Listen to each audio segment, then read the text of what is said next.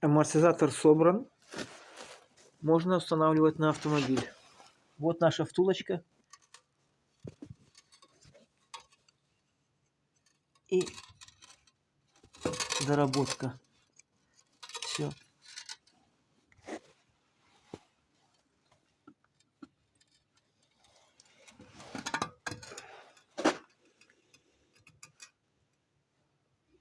Все собиралось так, как все было.